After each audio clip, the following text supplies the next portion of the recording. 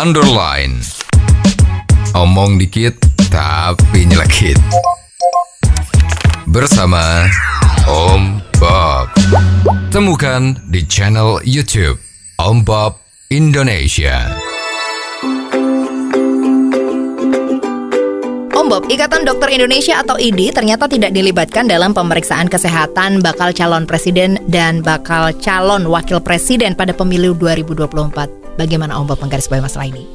Ya, itu syarat seorang lolos jadi calon presiden atau calon wakil presiden dalam pemilu itu kan salah satunya ada toh memenuhi syarat kesehatan. Ya. Jelas dong. Kalau nggak sehat ya gimana bisa jadi calon presiden kan? Nanti kalau udah dipilih ternyata nggak sehat gimana kan? Sayang uangnya, biayanya itu kan tinggi. Betul. Nah sekarang yang berwenang memeriksa kesehatan itu siapa? Yang berwenang memeriksa itu ya pasti seorang dokter kan. Jadi bukan organisasinya itu. Ya, jadi asal Bapilu atau asal lembaga penyelenggara pemilu tadi itu memberikan mandat kepada dokter yang ada di dalam rumah sakit, ya rumah sakit yang oke ya, yang sudah terkenal, terakreditasi lah ya, itu mestinya ya udah cukup ya. Dan ini kalau antara pemeriksaan seorang dinyatakan sehat atau tidak, itu kan yang berhak menyatakan kan dokter. Ya. Dokter itu kan di bawah sumpah. Bukan dokter-dokteran ya. Kemarin tuh kan ada kejadian tuh orang yang kerja di puskesmas itu ternyata dokter palsu. Ini kan repot ya. Jadi bukan dokter-dokteran, bukan dokter abal-abal, tapi dokter yang sudah mempunyai reputasi yang baik. Nah kemarin kan ditentukan bahwa pemeriksaan itu ada di rumah sakit RSPAD Gatot Subroto. Betul. Nah ini kan rumah sakitnya pemerintah ya, tentara ya, itu kan memang sudah terkenal ya. Dan konon kalau kita baca berita-berita itu yang memeriksa itu kan 50 dokter, bayangin.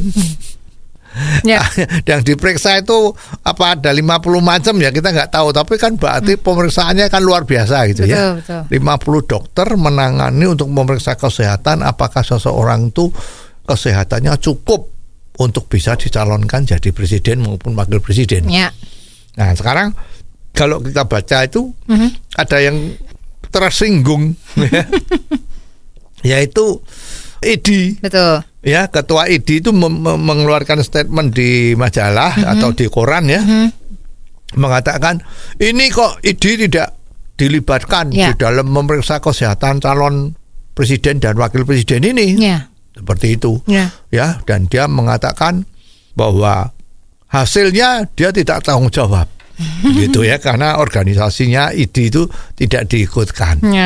Nah ini kan sebetulnya juga gimana ya? Ya ini kan masalahnya itu kan bukan masalah yang esensi kan. Masalahnya adalah dokter dari rumah sakit milik pemerintah RSPAD tadi itu dia yang mempunyai tim untuk memeriksa kesehatan. Ya seperti apa bedanya kalau misalnya kita meriksa kesehatan ya kita menuju ke rumah sakit periksa kesehatan kita baik atau tidak, terus itu hasilnya diragukan karena tidak melalui IDI. Kan tidak. Jadi sebetulnya hal-hal yang seperti ini itu mestinya janganlah dipermasalahkan ya.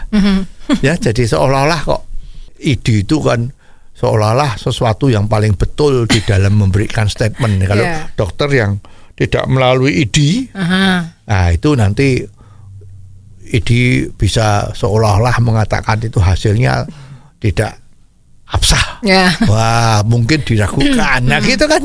Jadi repot ya.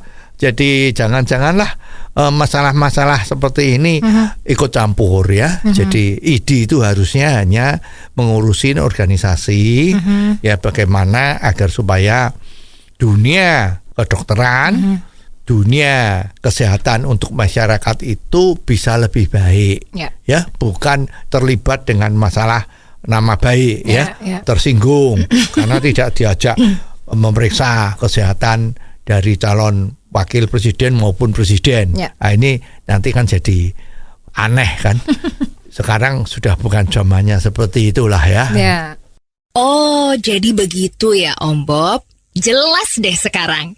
Terima kasih Om Bob untuk waktunya. Sampai ketemu lagi di waktu yang akan datang. Underline. Omong dikit tapi nyelekit. Bersama Om Bob. Jika Anda suka dengan channel ini, jangan lupa subscribe, like, dan komen.